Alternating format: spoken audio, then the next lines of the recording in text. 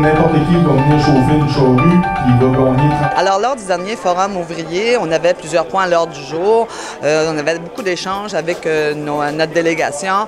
Entre autres, il y avait une présentation d'un outil qui a été développé au niveau pour évaluer comment allait être la relativité salariale en 2019. Les gens vont pouvoir aller sur notre site et calculer eux-mêmes pour leur situation particulière qu'est-ce qui sera applicable comme salaire à partir du 2 avril. Chaque personne va se retrouver dans cet outil-là, donc la situation de chacun des individus est expliquée dans l'outil, même les particularités des gens qui pourraient se retrouver hors échelle ou avec une nouvelle progression salariale. Donc, ces réalités-là sont expliquées dans l'outil. Les qualifications qui sont nécessaires pour... Alors, par la suite, ces mêmes conseillers nous ont entretenus sur la classification, c'est-à-dire que le Conseil du Trésor de temps en temps, évalue des cadres d'emploi, revoit la classification. Alors, c'était le cas, par exemple, pour nos conducteurs des mobiles 1, des mobiles 2, déposeurs de panneaux et opérateurs de foreuses.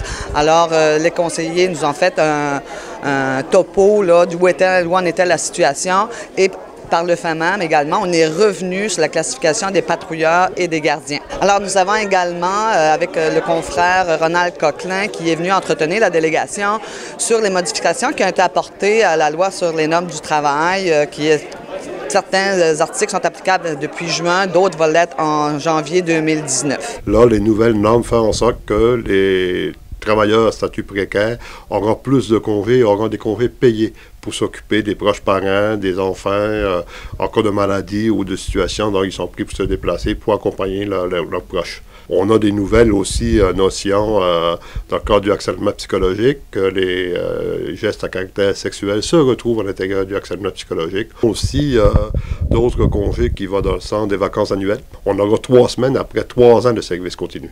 Dans ça, en plus, il y a plusieurs conventions collectives d'accréditation qu'on représente aussi. Alors, nous avons également revenu sur les décisions qui avaient été prises au dernier conseil syndical concernant la négociation pour le secteur ouvrier. Par exemple, le fait qu'au niveau des délégations au conseil de négo, de même qu'au comité de négo et au comité de stratégie.